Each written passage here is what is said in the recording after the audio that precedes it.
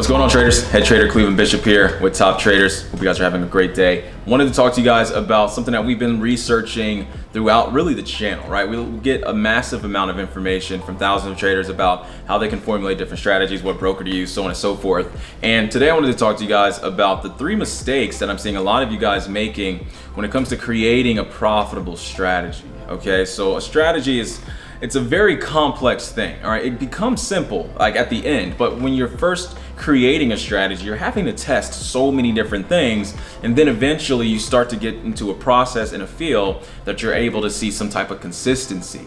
But it's hard for traders to start getting momentum and seeing a strategy develop because of these 3 things, all right? So if you guys are new to the channel, make sure you guys subscribe. We talk about most things dealing with market fundamentals, but today I wanted to go a little bit more theoretical, right? If you guys want more practical stuff about what's happening in markets today, again, subscribe. You're our weekly Forex analysis video.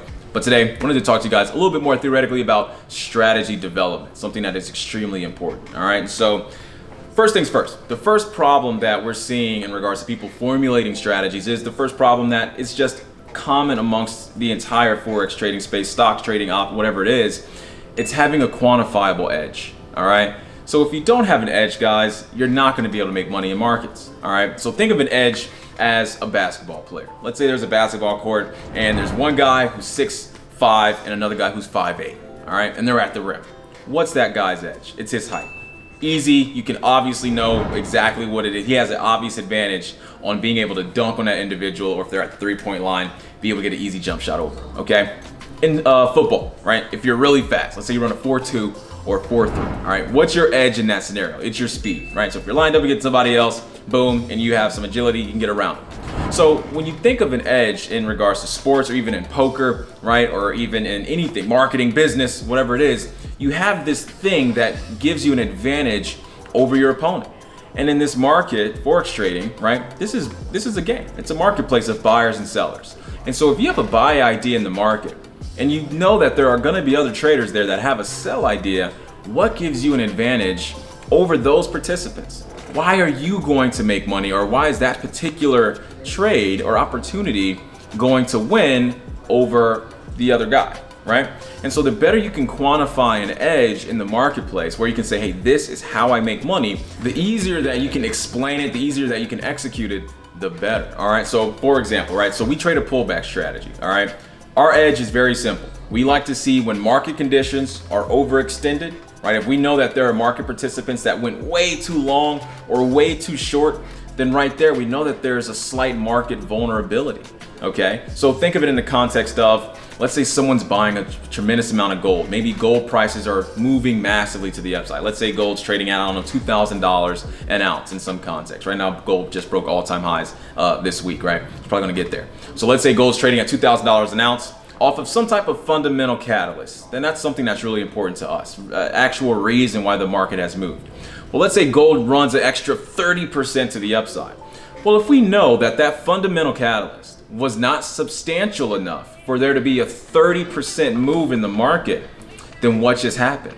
There was lots of greed, okay? And there was potentially lots of fear from people who were shorting the market who wanted to quickly liquidate.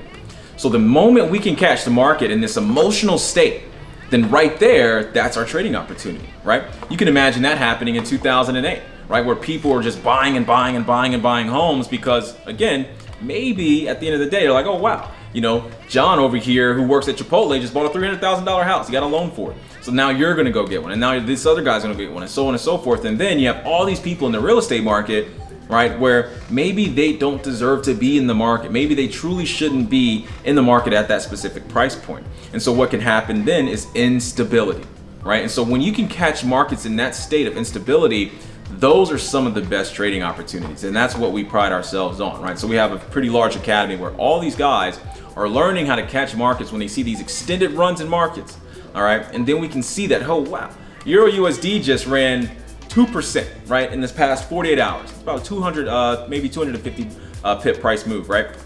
Well, if we see that that happens, and we see that the fundamental background as to why the move happened, because you're not gonna get a 200 pip move because of some technical analysis bullshit, right?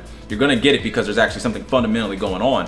Well, then right there, we know that, okay, can the market sustain that 2% move? Or do people get too excited? Because if so, we're gonna catch a pullback. So pullback trading for us is the best way to start getting into the Forex world, and it is an obvious edge. What I just said to you guys makes sense. If you don't understand how that works, then you probably shouldn't be in the trading business. But those are moments that you can sit here, relax, watch, and see if there are substantial moves in the markets.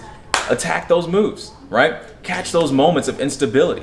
If you don't have anything that quantifiable, if your trading edge in markets is, I have a moving average. When I get a moving average crossover, I take a sell. When I get a break of my triangle pattern, I start to buy the market. What does that mean? Okay, when these random formations are happening in regards to pattern formations or oscillators crossing some type of overbought or oversold condition are alerting you to buy or sell, guys, at the end of the day, there is no true reason why you need to be buying and selling besides what you randomly have on your chart. What you randomly have. Someone else may have a different moving average. Yeah, maybe people can say, well, no, the 200 EMA and the 50 SMA are the most popular ones. So if you pay attention to those, you're gonna have an opportunity to catch some trends or some breaks. It's not logical enough, okay? When you make investment decisions, especially in Forex, you need to have a logical investment decision. And the best way you can do that is understanding the catalyst that drove markets and then trying to rationalize if that catalyst can maintain. There are many trading strategies. That's just one that we execute as our core one that we love to get beginners in on.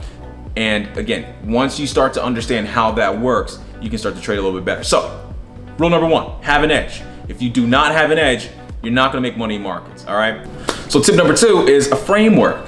Okay, so a framework, imagine a framework being like a little x-ray, right? It's like some type of screen where a framework, which is technically a trading strategy, is helping you alert exactly where your edge is, where your opportunity is. That's all a strategy is. A strategy is a calculated process to helping you see and discover opportunities, specifically trading opportunities. So people get an edge and a strategy confused, right? Because an edge is nothing more than a calculated advantage that you have over a certain market, while a strategy is a process to find that calculated advantage, right? So if I'm sitting here in markets, I can't immediately determine just by looking at this chart if I am in an opportunity or not, if markets have truly extended and if they have given me an opportunity where I might be able to catch a pullback. So what I need to have is a process, maybe a set of conditions, which is what we teach the folks inside of the academy, right? The set of conditions can mean basically, hey, 1, 2, 3, 4, 5, these are the things that we need to see here in markets before we can start entertaining a certain trading opportunity. I'll give you an example on one, right? So let's say I'm opening up my chart. Let's say I'm looking at here the GBP-CHF. I see the GBP-CHF has had a massive sell side move, okay? So maybe condition one is to see a substantial move. It can be pretty simple, right? But maybe we need to see something outside of its average trading range, right? So average trading range means that your currency pair is gonna move a certain amount of pips a day, right? Well, if we see anything that's moved outside of that average, well then right there, folks, we might be in a state of instability. Boom, right there. That could be step number one, so on and so forth. I don't want to give out too much on how the strategy works, but again, it's all in the academy. Just click link in the bio. You guys can go through a little screening process. If you pass, you're in. But outside of that, there is a set of conditions that you're going to need. All right, if you have your own strategy, you want to make that better, perfect. Make sure you write down your set of conditions and your contingency plan, all right, in case those conditions aren't all the way met. Not every time it needs to be perfect, okay? If you're always looking for high probability trading opportunities, you might find yourself missing a lot of awesome opportunities as well, because trading is like surfing in a sense. I don't know if you guys ever surf. I've never even surfed, but I get the idea of while you're surfing, right?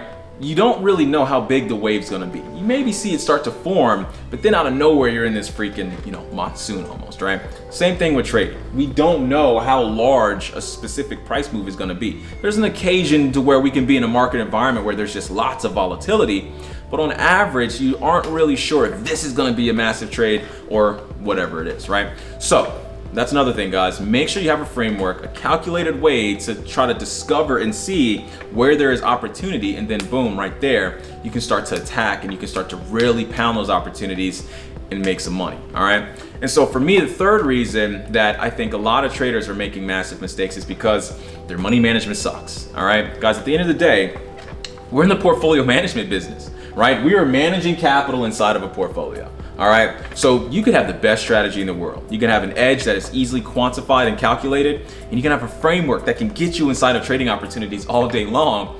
But if you manage money the wrong way, okay, around that entire infrastructure, what's gonna happen?